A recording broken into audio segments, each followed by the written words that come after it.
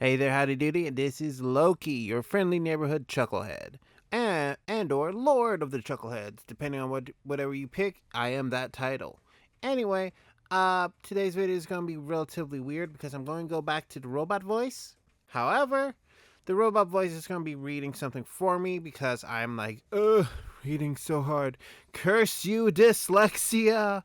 Like I said in a couple past videos, I can't read very well out loud. I can read perfectly fine in my head. However, that's going to be a whole ordeal to explain later. So have fun with that. However, there are a few things I wanted to say. Thank you for watching. Thank you for subscribing. Thank you for giving a like or a comment. Either way, get me in the algorithm. And I'll let you guys be and enjoy the rest of the video. I might pop back in at the end just to say thank you again. So, see ya. The PC's Tran was the smooth talker in my last game.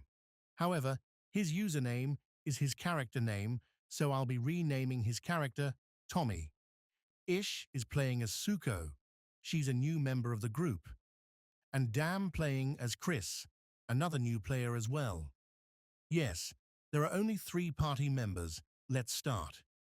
As for me, I was using a mix of Digimon Ghost Game and Digimon Tamer's logic for this game. Session 1. It's the year 2000, in the fictional town of Tranquil Falls, Washington.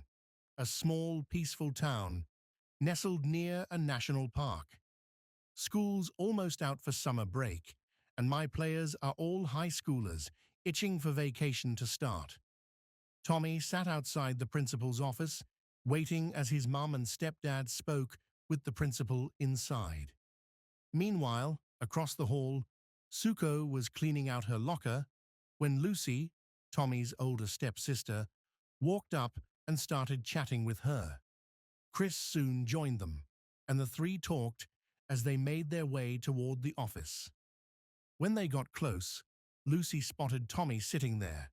She walked over and tried her best to be the supportive big sister, just as their parents came out of the principal's office. It turned out their parents had a plan.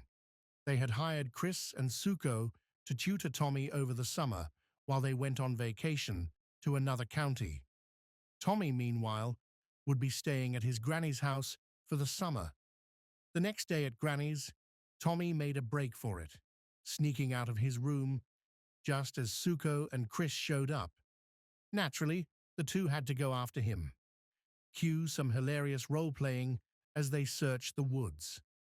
While chasing after him, they stumbled across a tree that didn't look quite right. And here's where I pulled a moment straight from Digimon Survive. A freak thunderstorm, more like a full-blown tempest, erupted out of nowhere, and the tree woke up. Turns out, it wasn't a tree at all. It was Petal-Dramon. If you haven't seen Petal-Dramon before, imagine a massive, angry plant dragon. Tommy, being Tommy, immediately pulled out his BB gun and fired at it. It did absolutely nothing. Panicking, the group ducked under a nearby tree. Then I hit them with the classic GM question. Whose phone is in airplane mode? Suko said no. Everyone else said yes. Cue the chaos.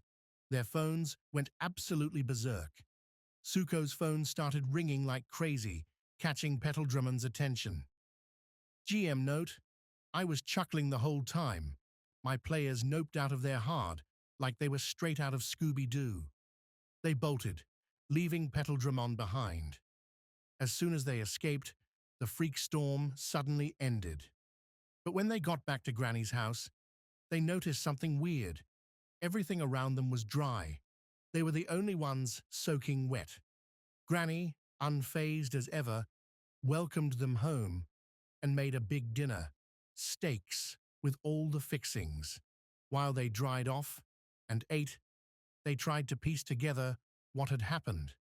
When they finally pulled out their phones, they realized something had changed.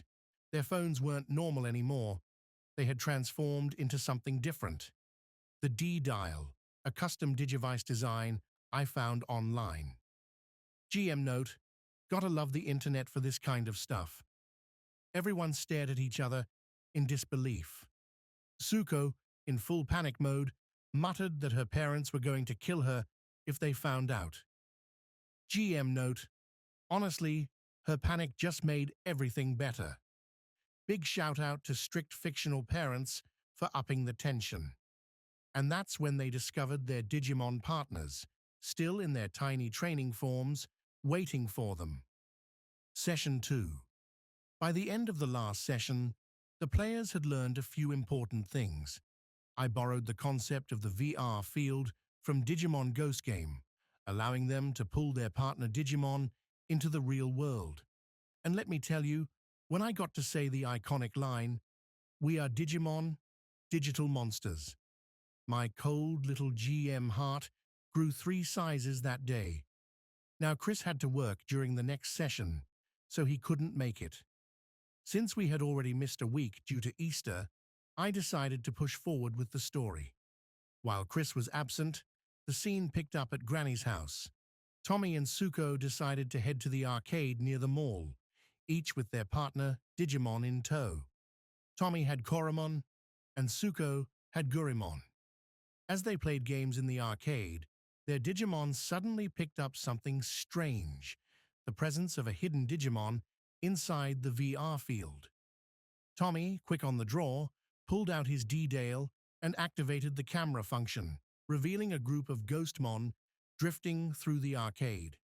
Without hesitation, Tommy, Koromon, and Suko, Gurimon had already slipped into the VR field, jumped into action. The battle was chaotic, but thrilling. By the end, 3 of the 4 Ghostmen were captured by strange, cybernetic tentacles that erupted from a nearby portal, dragging them away as they screamed in fear and terror. After the dust settled, the players spoke to the last remaining Ghostmon to gather more information. Not one to waste an opportunity, Tommy then picked the lock to the arcade's storage room, raided it for a few rolls of tickets, and left the VR field. His haul? A shiny new GameCube and a copy of The Legend of Zelda, Wind Waker, both top-tier prizes. GM note, I let it happen because Tran is a huge Zelda fan, and honestly, it made for a great moment. Session 3. This session picked up on the same day as the last one. After leaving the arcade, Damn couldn't make it again, missed you, buddy. Suko and Tommy headed over to Ted's Grill for some food. While they were eating, I had Gammon munch on a baked potato, foil and all, only to spit out a perfectly folded foil swan. GM note, yes, I was proud of that. Tommy ordered a bacon cheeseburger, smash burger style, while Suko went with a classic BLT. Both came with fries, of course.